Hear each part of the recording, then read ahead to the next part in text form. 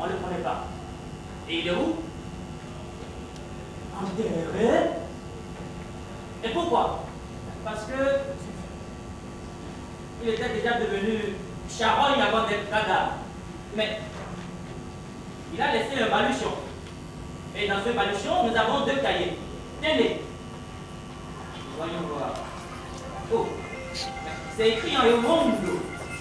Ça, c'est une langue du Cameroun. Mais il n'y a personne ici pour le lire, non? Que faire? Oh, voyons voir, appelons le Kanga. Oui. Il pourra appeler l'esprit du défunt. Il doit errer encore dans les bois les plus proches. Et il va donc le questionner. Il va lui dire d'où il vient, de quoi il est mort, qui étaient ses parents, quelles étaient ses aspirations. Oui.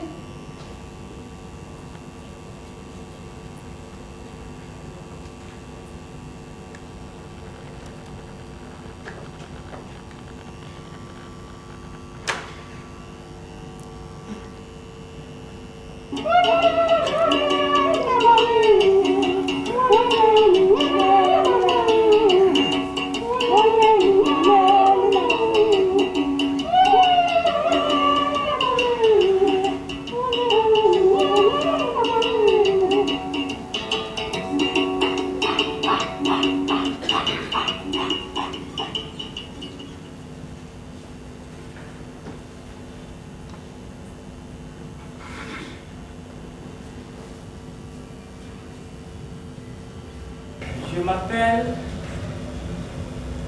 Tondi.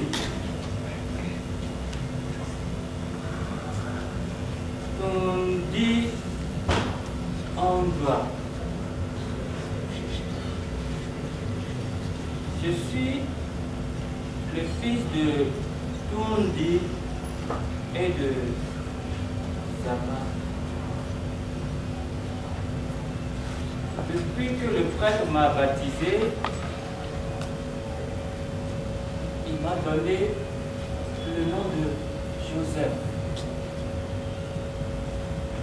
Je suis Naka par ma mère et Njem par mon père. Ma race fut celle des mangeurs d'hommes. Mais depuis l'arrivée des Blancs, nous avons compris que tous les autres hommes ne sont pas des animaux. Au village, on dit de moi que j'ai été la cause de la mort de mon père parce que je m'étais réfugié chez un prêtre blanc à la veille de mon initiation où je devais faire connaissance avec le fameux serpent qui protégeait tous ceux de ma race. Selon le père Gilbert, c'est le Saint-Esprit qui m'a conduit jusqu'à lui. Mais, à vrai dire, je ne m'y étais rendu que pour approcher l'homme blanc semblable à la barbe de maïs, qui s'habillait d'une robe de femme et qui distribuait de bons petits cubes sucrés aux petits gamins de mon âge. Nous étions une bande de jeunes païens à suivre le missionnaire qui allait de case en case pour solliciter des adhésions à la religion nouvelle. Il connaissait quelques mots indien et il les prononçait si mal qu'il leur donnait un sens obscène, ce qui amusait tout le monde et lui assurait un certain succès. Il nous lançait ces cubes sucrés comme l'on jette du grain aux poules. C'était une véritable bataille pour s'approprier l'un de ces délicieux morceaux de cubes que nous parvenions à gagner au prix de genoux écorchés, d'yeux du métier et de plaies douloureuses. Les séances de distribution dégénéraient parfois. C'est ainsi que ma mère vint un jour à se battre contre la mère de Tinati, mon compagnon de jeu, parce que ce dernier m'avait mordu le bras pour me faire lâcher les 2 petits morceaux de sucre que j'ai pu avoir au prix d'une hémorragie nasale. Cette hémorragie et qui a causé une bataille sérieuse, une bataille qui a failli dégénérer. Les gens étaient contre mon père pour l'empêcher d'aller prendre la tête au père de Tinati qui, lui, de son côté, menaçait d'aller transpercer l'abdomen de papa d'un seul coup de saguet. Et quand on eut fini de calmer nos parents, mon père, l'œil mauvais, armé d'un rotin, m'invita à le suivre derrière la case.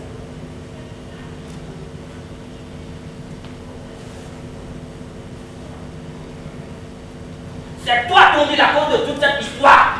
Ta gourmandise nous perdra. On dirait que tu ne manges pas assez ici. Et tu éprouves encore le besoin à la veille de son initiation de traverser un ruisseau pour aller quémander ces choses sucrées chez ce homme femme blanc que tu ne connais même pas.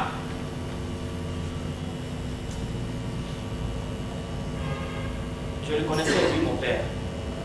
Il avait la magie du fouet. Quand il s'en prenait à ma mère ou à moi, nous en avions au moins pour une semaine à nous remettre. J'étais à une bonne distance de sa chicotte. Il a fait siffler dans l'air et se précipita sur moi. Je marchais à reculons. Tu veux attendre, oui?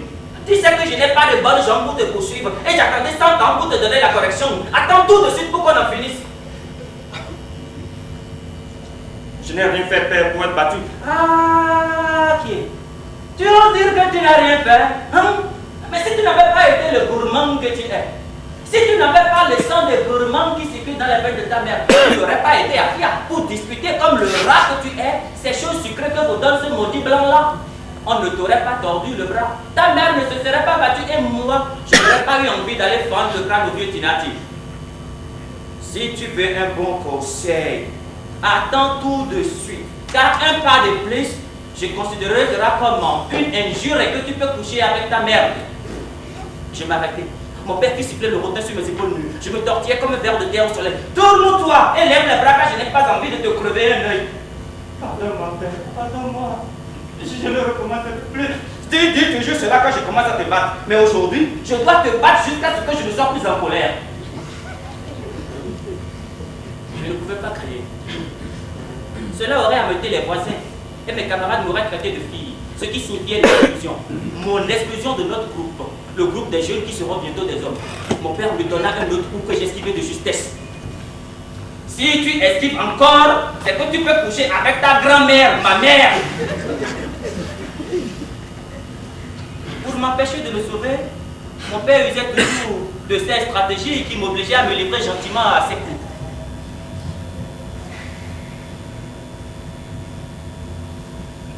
Je ne t'ai pas insulté, père.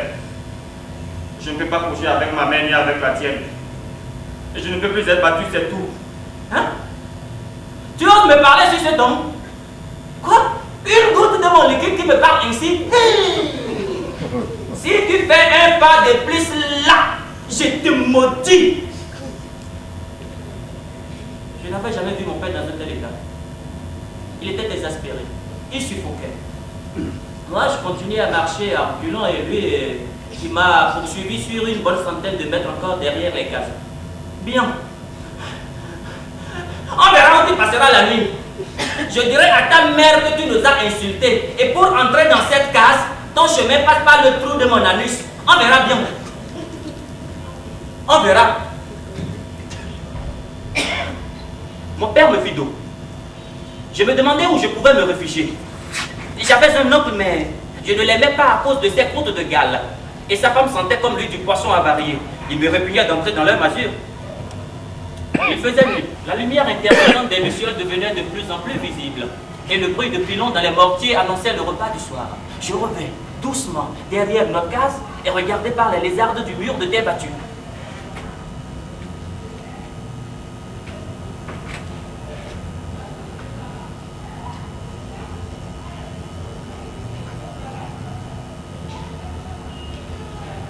Mon père y était. Il me faisait dos. L'oncle Pignon était là, lui aussi, face à mon père, et les deux mangeaient. L'arôme du porc épic pris il y a 2 jours dans l'un des pièges de mon père me donnait envie de manger. Dans notre village, ma mère était réputée pour son assaisonnement du porc épic. Elle dit à mon père et à mon oncle: merci pour vos compliments. Oui, comme je vous ai dit, non, vous pouvez tout manger. J'ai gardé la part de tondi dans la marmite. Mon père se leva d'un bond. Apporte la part de tondi ici. Il ne mangera pas de ces porcs épics là. Cela lui apprendra à me désobéir. L'enfant n'a rien mangé encore depuis le matin. Hein? Que mangera-t-il alors quand il reviendra? Mais tu me poses quelle question là? Tu me demandes ce que ton enfant va manger quand il va revenir? Mais rien donc. Apporte sa part ici, je dis. Et mon oncle m'enfonçait le clou. Si vous voulez qu'il vous obéisse, mais Privez-le de nourriture. Je crois que plus que fameux, hein.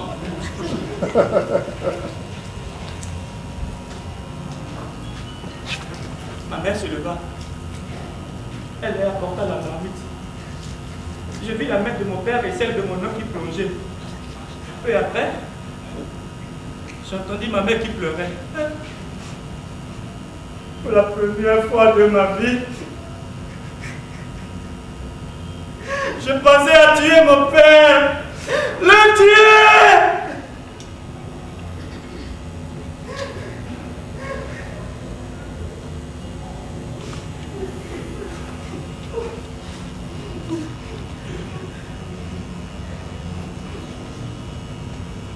Je retournai à Pia.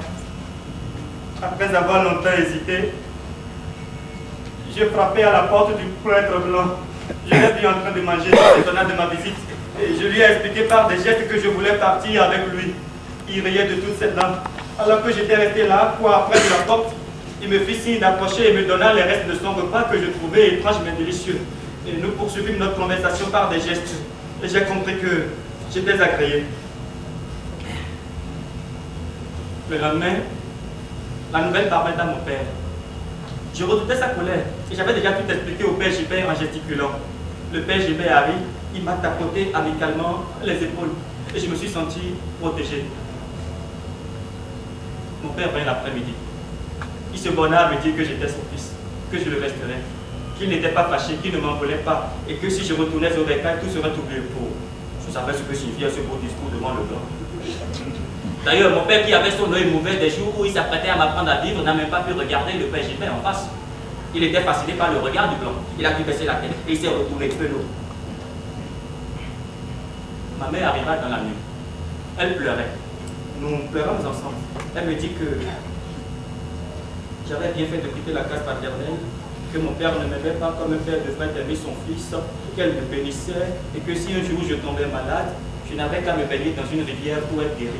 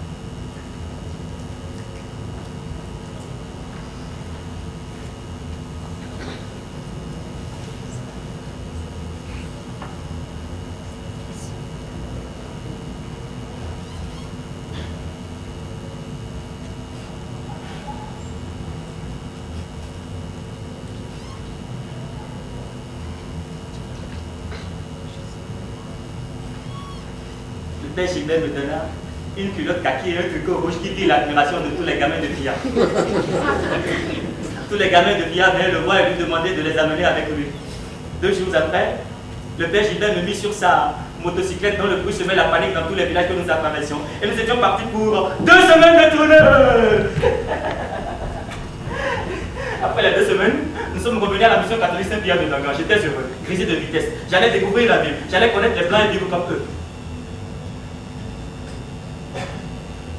Je me suis pris en train de me comparer à ces perroquets sauvages que nous attirions vers le village par des cris de maïs et qui restaient prisonniers de leur gourmandise.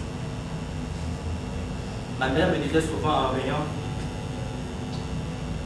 « Toi, Kundi là, ta gourmandise te conduira loin. » Papa, adieu. Papa. Maman. Maman.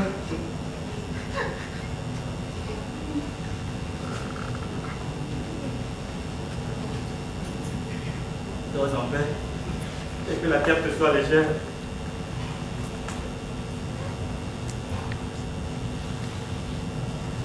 Depuis que mes parents sont morts, je ne suis plus retourné au village.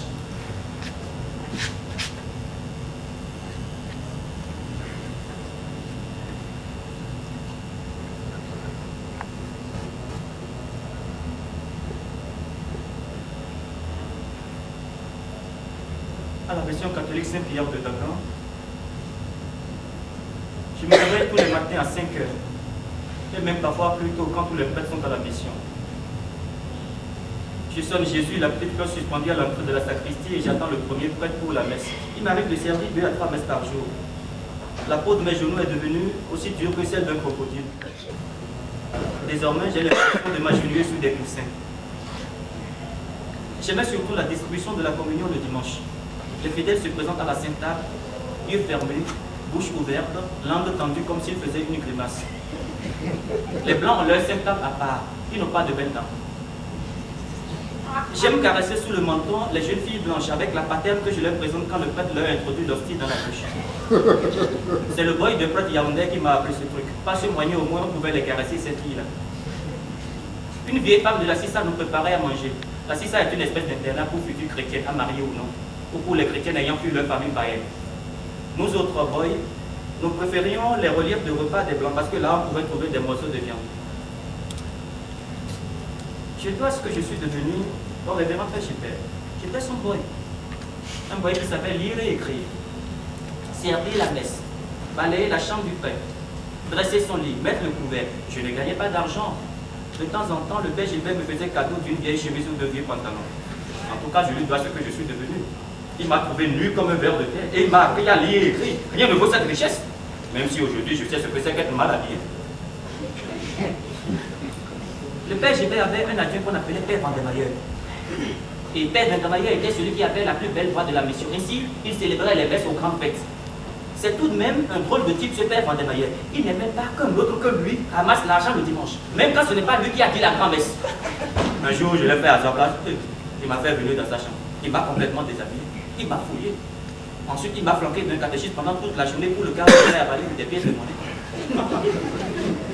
Il ne peut pas m'avoir comme ça, le Père Vendemailleur. Je ne pourrais jamais supporter ce qu'il faisait subir à ceux dont il sanctionnait les actes. En fait, il était le censeur des boys et des fidèles de la paroisse. Et il avait la manie de battre les chrétiens adultères, les indigènes bien sûr. Il les faisait mettre nuit dans son bureau en répétant dans un mauvais indien: quand tu as baisé, as-tu honte devant Dieu?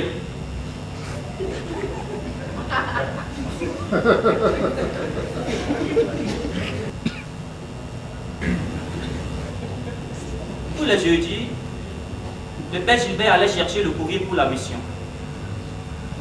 Ce matin, le démarrage de sa motocyclette a été plus difficile que d'habitude. Il est descendu plusieurs fois pour manipuler quelque chose dans le moteur.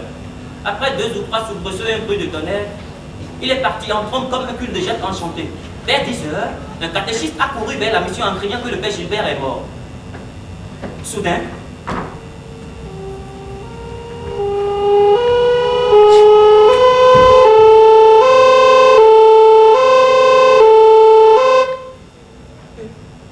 l'ambulance de l'hôpital, avec à sa suite toute la voiture d'ordonnance. L'ambulance a stationné dans la cour de la mission. 2 infirmiers font descendre un brancard.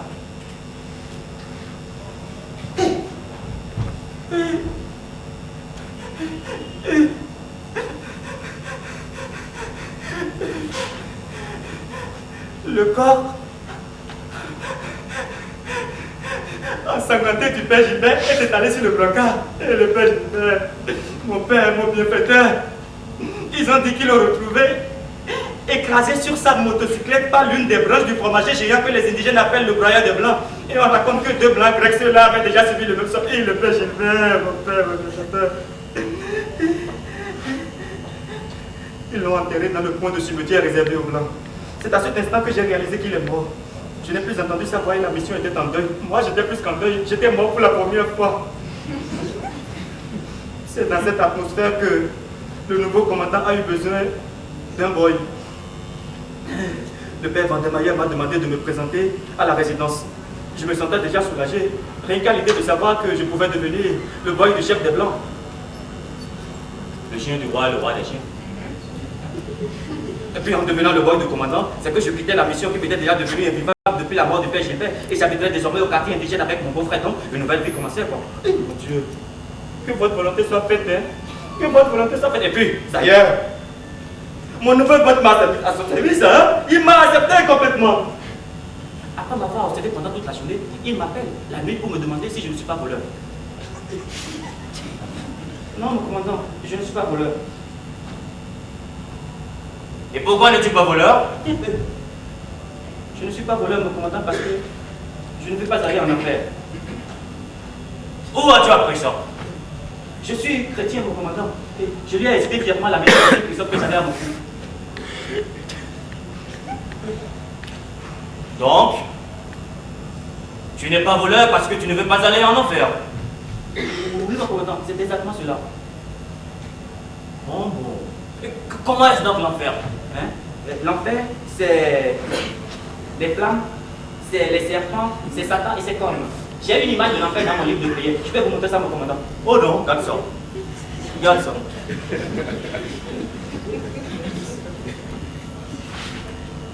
Joseph, nous serons de bons amis, toi et moi. Seulement, si tu me voles, je n'attendrai pas que tu ailles en enfer. C'est loin. Ah bon?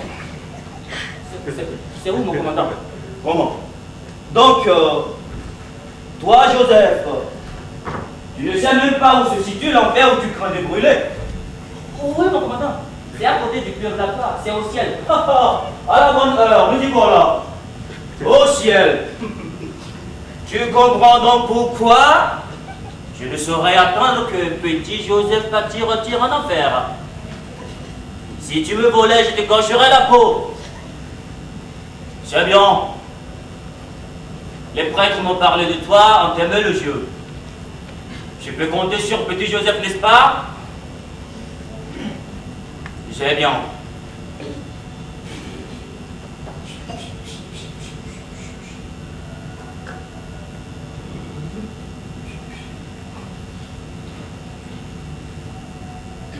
Tiens, tu peux disposer. Sois ici tous les matins à 6 heures. Compris?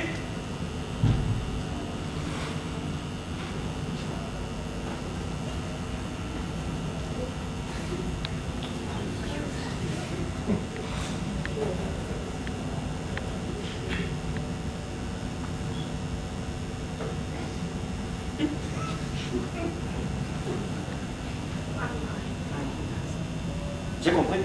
Et j'ai commencé le travail.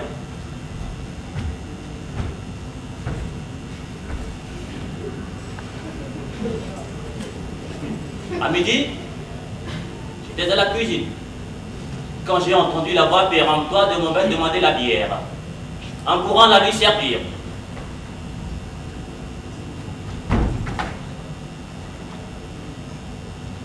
Tu la ramasses ta casquette? Oui, tout à l'heure, mon commandant. Qu'attends-tu pour le faire? Je vous sers d'abord votre bière, mon commandant. Prends ton temps, ramasse ta casquette. Je ne suis pas un homme pour ne pas te décevoir. Aïe!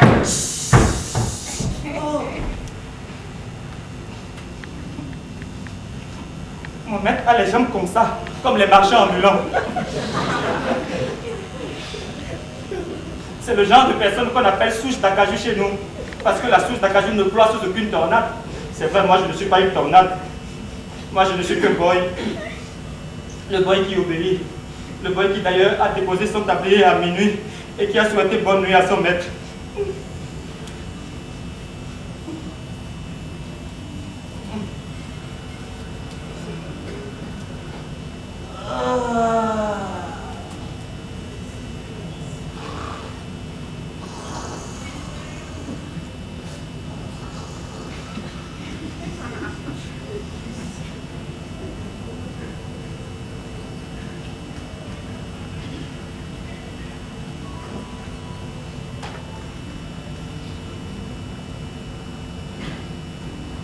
La nuit d'hier, le quartier indigène a reçu la visite de Gosier d'Oiseau, le commissaire de police.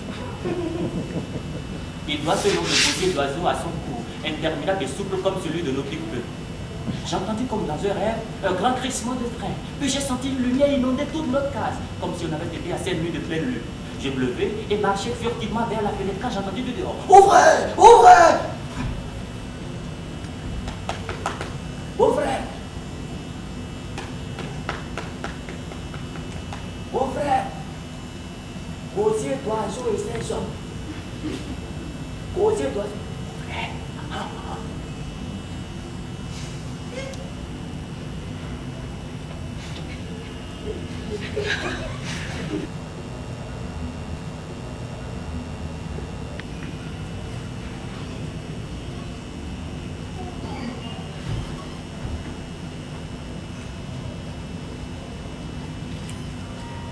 Gosier d'oiseau était accompagné de 4 gardes.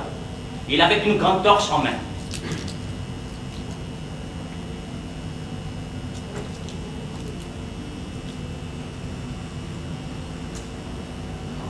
Hé, garde, retournez sur tas de régime de bananes. Rien. Allez, fouillez, fouillez dedans, fouillez partout.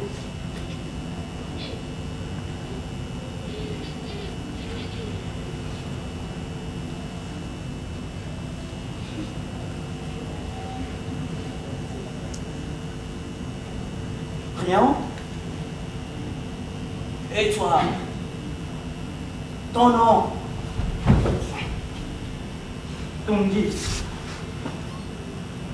Ton dit comment? Ton dit Joseph, boy de commandant. Il y en a en vérité 7, confirmant le gradé noir. Ton dit Joseph, boy du commandant. Et là-bas, chef, c'est ma soeur et l'homme qui est son mari. Il y en a en vérité 7, confirmant à nouveau le gradé noir.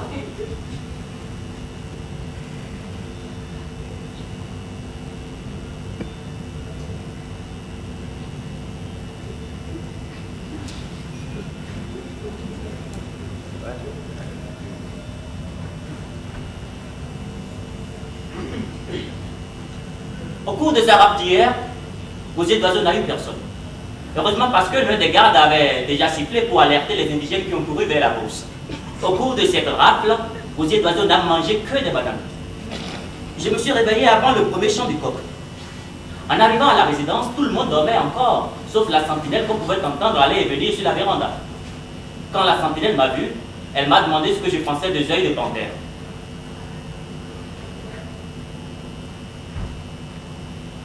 Ah oui,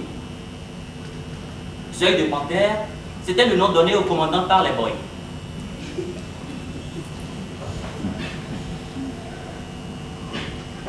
Mon vieux, Joseph. Zèle des panthères cogné comme Gosier poisson. Hé, Zèle des panthères, donnez-moi un coup de pied qui fait comme ce partout. Attention, notre Zèle là, il n'y en a pas à rire. À cet instant, le clairon du camp des gardes a sonné 6 heures et j'ai entendu « Boy, la douche !» Oh non. Pour un blanc, mon maître, il était vraiment matinal. De retour de sa douche.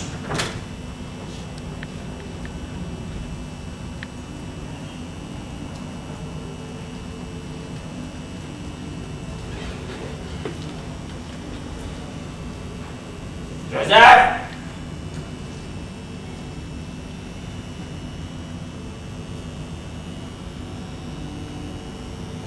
Tu as passé une bonne nuit? Oui, oui, mon commandant, j'ai passé une bonne nuit. Merci, mon commandant. Vraiment? Oui, oui, mon commandant, j'ai passé une bonne nuit. Tu manges, Joseph? Non, mon commandant, je ne mens pas, j'ai vraiment passé une bonne nuit. Et la rafle d'hier? Hein? Pauvre bougre! Ceci se passait un samedi. Samedi, jour où tous les blancs de Dangan ont l'habitude de passer la journée au cercle européen dont M. Janoukoulou est le propriétaire. À midi, tous les boys sont libres. En rentrant au quartier indigène, j'ai rencontré Sophie, la maîtresse noire de l'ingénieur agricole. Sophie était furieuse.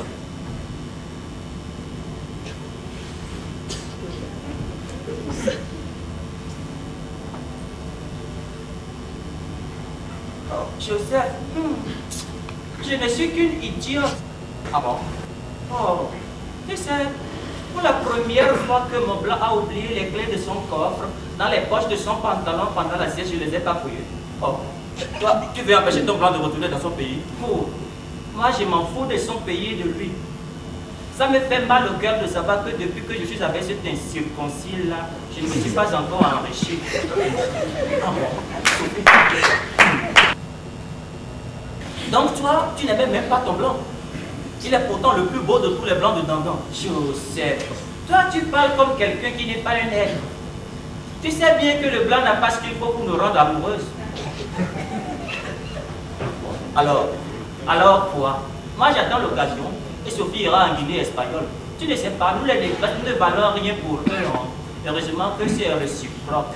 Et puis moi, je suis fatigué d'entendre. Et Sophie, ne viens pas aujourd'hui. Un blanc vient me voir à la maison. Et Sophie, reviens. Le blanc est déjà parti. Et Sophie, si tu me vois avec une madame, il ne faut pas me regarder. Il ne faut pas me saluer. Tu entends ça? Si moi je le vois avec une madame, de ne pas les regarder, de ne pas les saluer. Moi je suis quoi alors?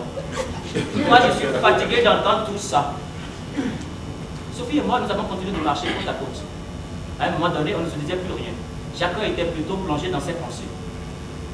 À 5 heures, je suis allé rôder autour du cercle européen.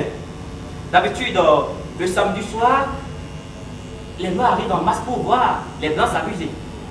Sans oublier que Janopoulos ne nous aimait pas et qu'il avait la manie de lancer sur nous son énorme chien loup, ce qui occasionnait une véritable débandade dans le rang des indigènes et qui amusait les dames. Ce soir-là, il y avait beaucoup de monde. Beaucoup de monde parce que tout le monde tenait à voir le nouveau commandant. Une fois encore, Janopoulos a lancé son chien sur nous. Moi, ma chance de ce jour-là, c'était d'avoir trouvé un arbre devant moi et j'ai rapidement grimpé à ce arbre. Un autre jour, le commandant prenait sa douche. Il m'envoya chercher un flacon au chevet de son lit. Je revins quelques temps après et j'ai frappé à la porte. Il m'ordonna d'entrer, mais j'éprouvais une gêne indéfinissable.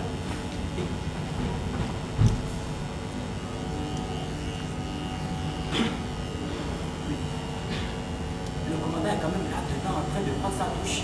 Donc il est nu. Tu m'apportes ce flacon, oui? Qu'attends-tu pour le faire? Rien, mon commandant. Il s'est avancé vers moi, il m'a arraché le flacon. Et non, c'est pas vrai. Hein? Non. Un grand chef comme le commandant ne peut pas être incirconcis. Non.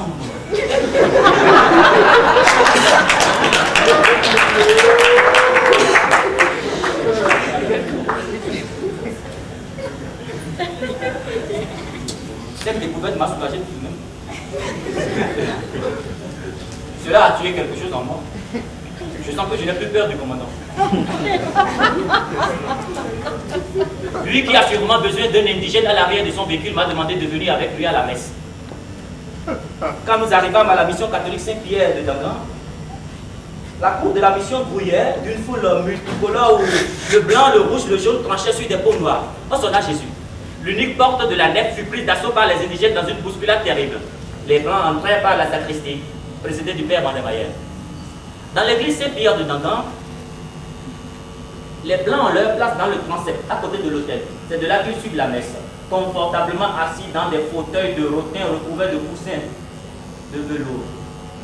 À ce niveau-là, hommes et femmes se coudent, on se touche, on se parle, on réajuste son galon. La nef, divisée en deux rangées, est exclusivement réservée aux noirs. Assis sur des troncs d'arbres en guise de banc, nous autres sommes étroitement surveillés par des catéchistes, prêts à sévir brutalement à la moindre inattention des fidèles. Ici donc, hommes et femmes se font ostensiblement dos pour ne pas se regarder. Et quand le prêtre finit de chanter son Ite Misaes, les blancs se levèrent et s'enfuirent par la sacristie.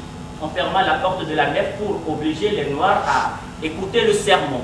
Moi, je n'ai pu sortir que lorsque je lui décliné mon titre de boy du commandant au cerveau noir qui se tenait près de la porte.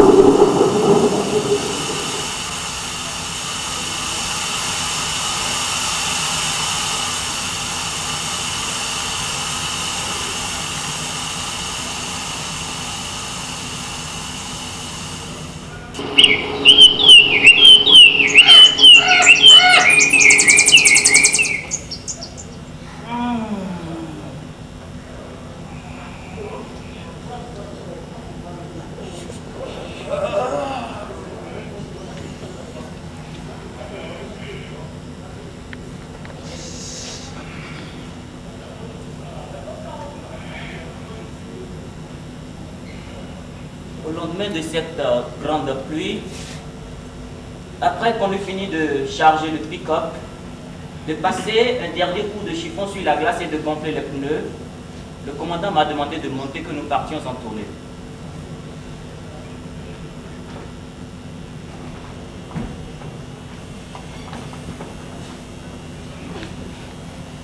Nous sommes passés par la station agricole pour prendre l'ingénieur agricole. L'ingénieur agricole était accompagné de Sophie. Il a présenté Sophie au commandant comme étant sa cuisinière boy. Sophie est montée à l'arrière du pick-up. Elle s'est assise à côté de moi sur une caisse d'essence vide. Et nous avons démarré.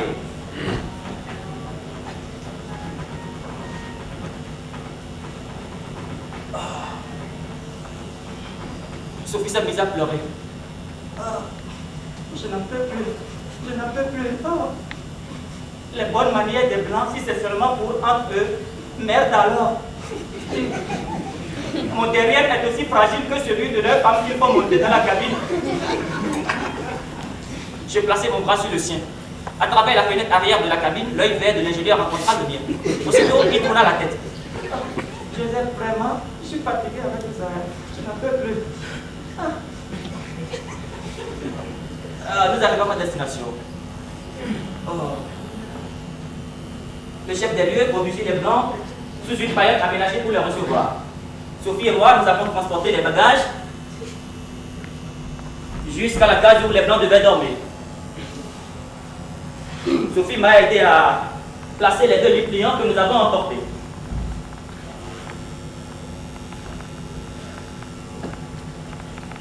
Puis, nous suspendîmes les moustiquaires. Le garde du chef des lieux nous attendait pour nous conduire dans la case où nous devions dormir nous autres. C'était la case de sa deuxième femme. Il nous l'avait dit fièrement. Depuis cette case, on a besoin de vous indiquer le petit coin. Nul n'ignore courir l'éléphant. Ah oui. Le soir a surpris les Blancs, rompus par le voyage et les palabres de la journée. Ils n'ont pratiquement pas touché au repas du soir. Le commandant s'est étendu en travers de son lit. Je me suis agenouillé pour lui enlever ses bottes. Pendant ce temps, j'ai entendu l'ingénieur et Sophie qui parlaient à voix basse. J'ai fini avec le commandant et je lui ai souhaité bonne nuit. À peine avais-je franchi le seuil de la porte que l'ingénieur qui sirotait encore son whisky sur la véranda m'appela.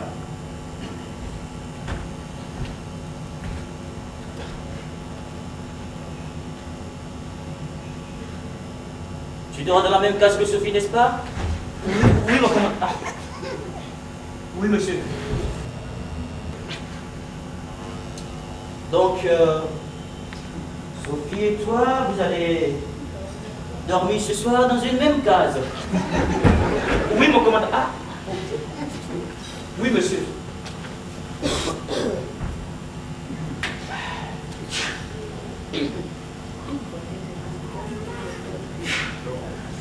Je l'enverrai à l'hôpital une fois arrivé à Dandan.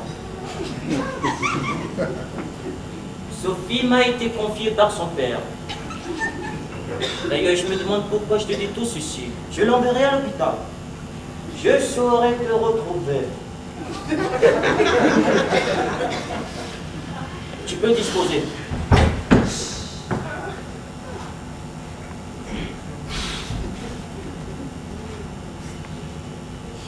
Merci, mon commandant. Ah, pardon. Merci, monsieur.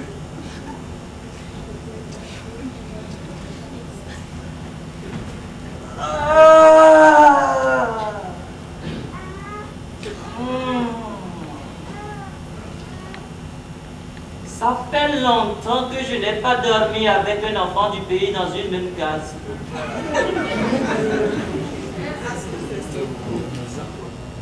On dirait qu'on t'a coupé ta langue. Hein. Tu ne dis rien ce soir. Ah. C'est ma bouche qui est fatiguée. Tu es un gros d'homme, toi. Tu es enfermé dans une case avec une femme la nuit et tu dis que ta bouche est fatiguée. Mais quand je raconterai ceci, personne ne me croira.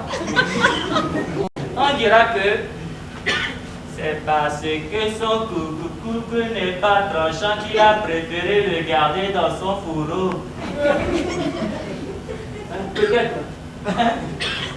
Quand je raconterai aussi qu'il a avoué, on ne me croira pas plus. Tu sais ce que m'a dit mon bon ami sur la véranda? Joseph, tu dors? Non, Sophie, je t'écoute. Mon bon ami a commencé par m'appeler par des noms de choses à manger. C'est comme ça à son habitude, hein? Quand il veut manger la bouche, ou quand il gémit en faisant la chose. Il m'appelle mon chou, mon chevreau, ma poule. Il m'a dit que c'est parce qu'il m'aimait qu'il m'a amené avec lui, qu'il n'a pas voulu me laisser seul à Dangan où je me serais ennuyé. La vérité, c'est qu'il a peur de Janopoulos. Je t'ai pas dit. Ah bon? Mais ce vieux monsieur dont je pourrais être la petite fille m'a demandé de laisser mon bon ami qui n'a pas d'argent. Mais moi, je préfère mon bon ami à ce vieux crapaud de Janopoulos. D'ailleurs, mon bon ami m'a dit aussi que le commandant est son chef, qu'il a peur de lui. C'est pour cela qu'il ne lui a pas dit que j'étais sa bonne amie. Bon, mais moi, je m'en fous. Hein. Tout ce qui me fait mal, c'est qu'il lui a dit que j'étais sa cuisinière. Est-ce que moi-même, j'ai la tête d'une cuisinière? Hein, moi, je ressemble à une cuisinière. Sophie, bon, je ne le sais pas. Moi, je ne suis pas un blanc. Il faut le demander aux blancs. La vérité, c'est que toi, tu n'es même pas un homme comme les autres.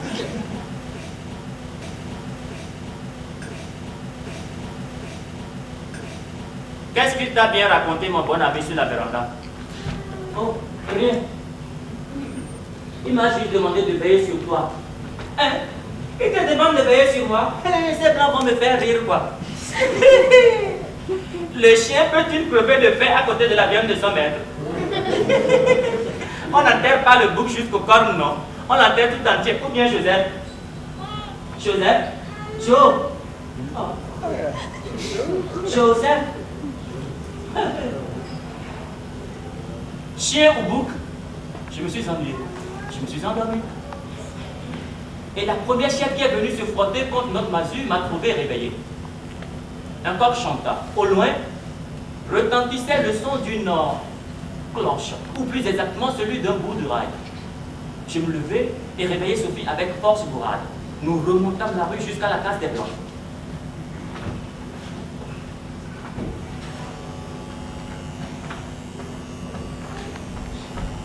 J'ai frappé à plusieurs reprises à leur porte. Qu'est-ce que c'est? Le commandant m'a demandé de le réveiller tôt, monsieur. L'ingénieur grommela et bien nous ouvrit la porte. Un tic tremblait les commissures de sa bouche fine qui prit une forme de croissant de lune. C'est une espèce de grimace qui eut déchaîné le rire d'une veuve à l'enterrement de son second mari. Justement, Sophie s'est esclaffée. Pour faire singe, il n'y a que messieurs. Ta gueule! Qu'est-ce que c'est? Grommela de l'autre bout le commandant. Les boys, le commandant. Joseph, commence à préparer les bagages. Nous rentrons ce matin. Hé!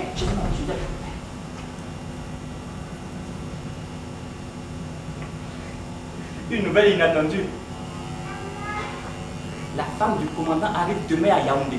C'est le commandant lui-même qui nous a appelé, le garde, le cuisinier et moi pour nous en faire part. Il nous recommanda de tout mettre en œuvre. Hé, ma copine! Tu sais que la femme du commandant arrive demain à Yaoundé? Oui, non. Ce sont les boys du commandant qui m'ont dit ça. Hé, toi! Tu sais que la femme du commandant arrive demain à Yaoundé? Ah! On verra si elle est belle ou bien. Parce que normalement, la femme du chef se doit d'être plus jolie que la femme de ses collaborateurs. Toi aussi, pourquoi tu me demandes qui m'a dit ça? Oh, vous ici là. Oh. Regardez, oh mon Dieu, qu'elle est belle. J'étais le premier des boys à l'avoir vue. J'ai couru et je lui ai ouvert la portière de la voiture. Elle est descendue en souriant, chose rare. J'ai admiré ses dents aussi blanches que celles de nos filles. Dans l'escalier de la résidence, le bras géant du commandant enserrait sa taille de fourmi. Il lui dit: j'ai tout dit, Joseph, mon boy. Le lendemain, la dame et moi, nous avons fait le tour du propriétaire. Oh, c'est vraiment une reine, ma reine. Et pour son premier samedi à Dangan, tout le cercle européen s'est vidé au profit de la résidence. Tous les blancs sauf Monsieur Moreau était arrivé pour souhaiter la bienvenue à madame. À l'occasion, les Blancs ont parlé de divers sujets. Ils ont parlé des indigènes qui trouvaient buveurs.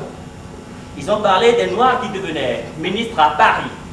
Ils ont parlé des écoliers, garçons de l'école indigène qui engrossaient les filles. Ils ont parlé de l'alcool de 90 degrés qui finissait vite à l'hôpital. Madame n'a pas tardé à vouloir aller au marché. Le marché de Dangan n'étant pas loin de la résidence, nous y sommes rendus à pied. Moi, je portais le sac à provisions et madame trottait devant moi souple et gracieuse comme une gazelle. Sans avoir l'air de s'adresser à moi, tous mes compatriotes que nous rencontrions me disaient tout haut dans notre dialecte. Et moi, je leur répondais juste pas des jeux de tête. C'est elle! Heureusement que je la rencontre avant la confession. Si c'était cette femme qui avait versé le parfum sur la tête de notre Seigneur, mais l'histoire de la Bible aurait changé, hein? Exact, mon Dieu, mon Dieu, mon Dieu. C'est une femme parmi les femmes. Vous voyez ce jeu de veste?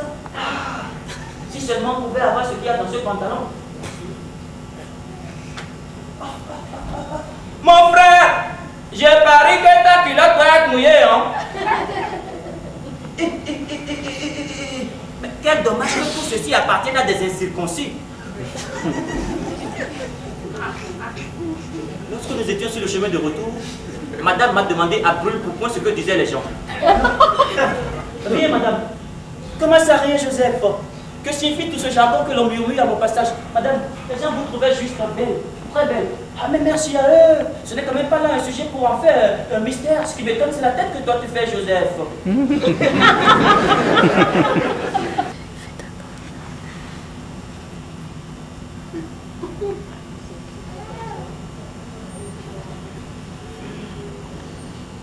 Joseph?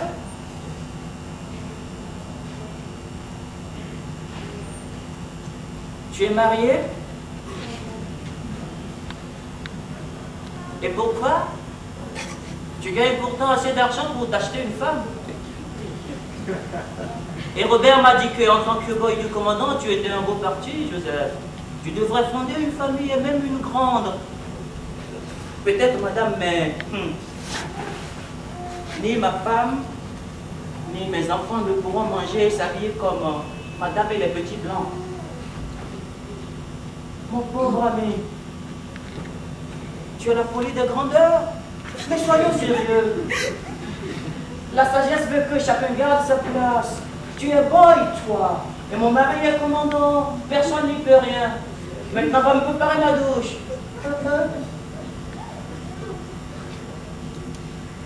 Madame s'ennuie. Depuis 2 semaines que le commandant est allé en tournée. Monsieur Moreau, le régisseur de prison, est venu bavarder avec elle. C'est bien Monsieur Moreau que madame attendait l'autre jour quand elle m'a demandé à plusieurs reprises si personne n'est venu à la résidence. Oui.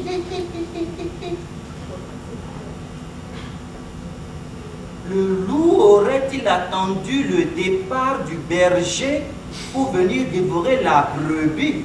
En tout cas, le garde nous a dit que Monsieur Moreau a pris congé de madame bien après minuit. Seulement, est-ce que cela s'est fait ou cela doit se faire? Il revient en Baclou de nous en dire plus. Lui, il est blanchisseur et lui au moins il pourra voir les draps. Et puis, Baclou a bien vu le drap. Cela a bien été consommé dans la nuit d'hier. Et pauvre commandant, pauvre de lui. Bien que Dangan soit divisé en quartier blanc et un quartier indigène, tout ce qui se passait du côté des maisons au toit de tôle est connu dans le moindre détail dans les cases de Botopoto. L'une n'ignore que la femme du commandant trompe son mari avec notre terreur, Monsieur Moreau, le régisseur de prison. Ce qui a fait dire l'autre jour au boy de Monsieur Moreau que toutes ces femmes blanches que nous voyons ne valent pas grand-chose. Et que la femme d'un grand chef comme le commandant se laisse envoyer dans la voiture de son mari sur des pistes de Dangan. Nos ancêtres étaient donc gens bien sages quand ils disaient que la femme est un épi de maïs à la portée de n'importe quelle bouche, pourvu qu'elle ne soit pas dédentée.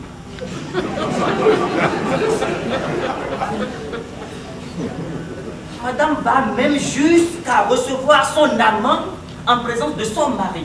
Cela m'a donné mal au ventre toute la journée. Mais ces blancs défient la chance dans leur passion.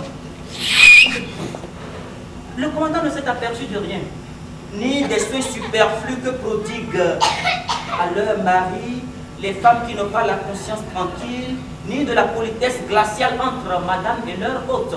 Politesse des complices qui savent qu'ils doivent s'ignorer. Madame m'attendait sur le perron.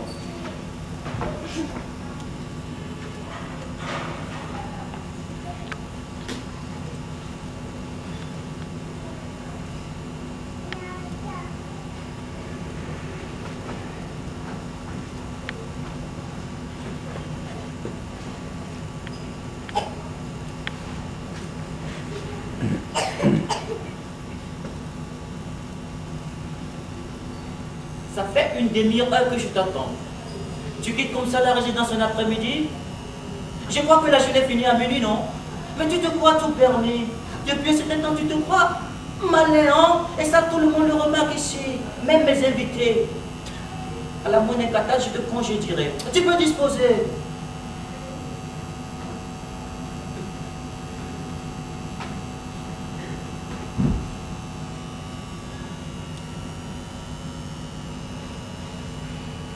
Washman!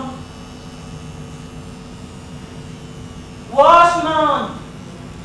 Espèce de paresseux, espèce de fainéant. Mais vous vous croyez où tous ici? Monsieur dort. Tu appelles ça de linge propre, hein? Ça, c'est de linge propre ça? Regarde-moi ça. C'est de linge propre, regarde. C'est de linge propre ça? Chemise, caleçon, maillot du commandant, slip de madame, drap de lit volèrent sur la tête du pauvre baclou. Madame fonça ensuite à la cuisine. Elle inspecta les casseroles. Elle trouva une carafe brisée. Elle l'estima à un prix qui réduisait la paye du cuisinier et la mienne de moitié. Le nouveau départ du commandant en blouse ne me laissait rien de bon. Sa présence était ma sécurité. Que me cache le silence de madame? Désormais, elle ne m'appelle plus que par des signes. Et sitôt le départ de son mari, elle m'a remis une lettre que j'ai portée à son amant. J'ai trouvé monsieur le régisseur de prison sur la place de Bastonnade en train d'apprendre à vivre à deux nègres soupçonnés d'avoir volé chez monsieur Janopoulos.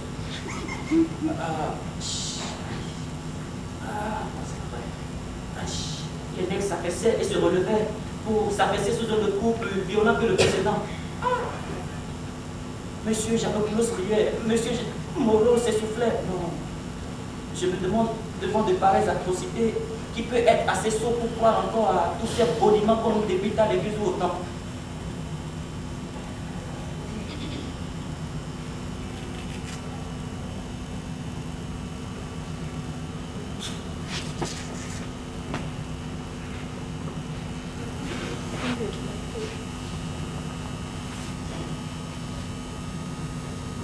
Lorsque M. Moreau m'a vu, il m'a fait signe.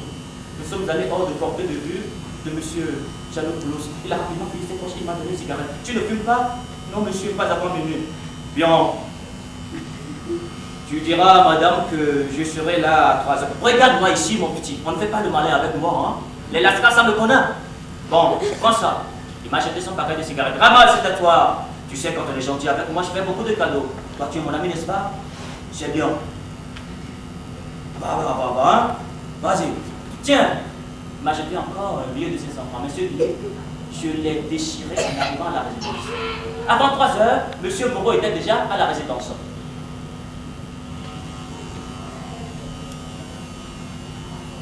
Madame, monsieur. Madame lui fait signe de prendre siège à côté d'elle dans le divan.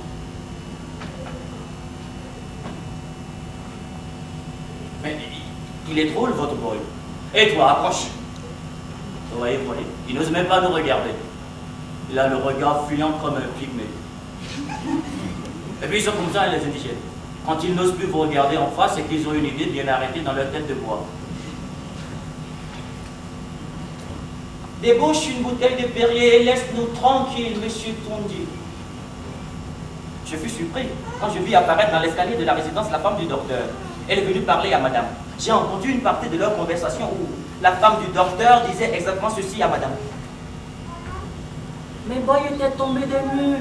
Lorsque je les ai surpris en train de montrer du doigt M. Moreau qui passait devant chez vous, ils criaient et jacassaient, ils appelaient constamment le nom de Toundi. C'est bien cela le nom de votre boy, voilà. Les indigènes ils sont comme ça, hein, gênants et indiscrets. Et ils croient que nous ne pourrons pas comprendre leur langue. Vous devez faire très attention. Il est encore temps, parce que de toutes les façons, votre mari ne sait encore rien. J'étais juste venu vous en faire part. Restez seule. Madame n'avait plus de souffle. Elle tenta vainement de siffler. Elle était dans sa chambre, en train de se maquiller quand le bruit d'un flacon se brisant sur le ciment lui arracha un zut. Elle m'appela pour que je vienne dégager les débris. Des fragments de verre avaient pénétré sous le lit. Je m'agenouillai et sondai le dessous du lit d'un grand coup de balai qui ramena aussi grand, aussi bien des fragments de verre que de petits sacs en caoutchouc. Je tentais de retourner ces sacs en caoutchouc avec mon balai. Quand madame n'entendit plus le bruit du balai se frottant sur le ciment, elle s'est retournée vers moi. Elle s'est précipitée sur moi. Elle attendait de repousser ses sacs en caoutchouc sous le lit. Mais elle ne réussit qu'à en piétiner un qui éjecta un liquide sur le sol. Mais fous-moi le camp, va-t'en là-bas. Tu ne sais pas ce que c'est, rien. Tu as bien vu, oui, tu as vu ça. Ce sont des préservatifs, oui, des préservatifs. Va le raconter encore. Va le raconter à tous les gosses de Dandan que c'est la seule sujet de conversation entre vous. Fous-moi le camp, va-t'en d'ici. J'ai descendu l'escalier en courant. Direction la cuisine. Et j'ai raconté. Oh! Qu'est-ce que les blancs ne vont pas encore inventer? S'écria le cuisinier. Ils sont déjà incirconcis comme ça. Ils éprouvent encore d'autres besoins de se fabriquer des enveloppes. Hein? Et Bakou d'enchaîner. Les enveloppes qu'ils achètent à la pharmacie là, ça empêche leurs femmes de tomber enceinte. Et puis ils l'emploient aussi pour coucher avec les femmes indigènes pour ne pas avoir la maladie. Oh, c'est l'infirmier qui m'a dit ça, non? L'autre jour là. Oui, c'est l'autre jour il m'a dit ça. Oh. Le commandant nous est tombé du ciel cet après-midi. On ne l'attendait pas avant la fin de la semaine. Madame même en parut interloquée. Le commandant avait les traits tirés. On est arrivé, mon commandant! On est arrivé, mon commandant! Mais, Robert, que s'est-il passé? Tu as écourté ton séjour? Robert? Oh, tu ne parles pas?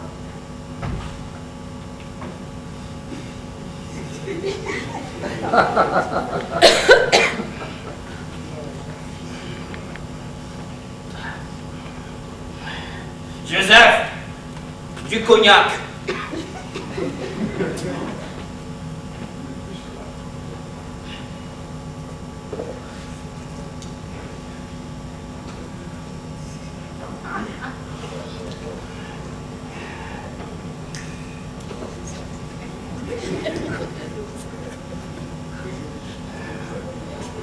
Le commandant lança violemment un objet qu'il avait dans la main. Et ça, hein? Madame Nekasi, qu'en dis-tu? Qu'en dis-tu? Boy, laisse-nous seuls. Mais pourquoi? Ce que le commandant lançait, c'était un briquet. Le briquet de M. Moreau. Mais pourquoi va-t-il nous laisser seuls, hein? Quel secret y a-t-il encore entre nous? Mais tous les boys de demain le savent aujourd'hui. Ils savent que tu couches avec M. Moreau, l'homme que tu avais trouvé paysan. Je ne savais pas que j'avais l'honneur d'être fait cocu par M. Moreau. Tu n'as pas attendu longtemps pour me tromper. Encore, ici! Et cette fois-ci, tu es tombé trop bas. Tu as trouvé ton amant dans la boue. Nous n'avons plus rien à faire ensemble. Et toi, Joseph, c'est toi qui servais d'intermédiaire, hein, pour une cigarette de Moreau ou pour des cadeaux de madame, hein?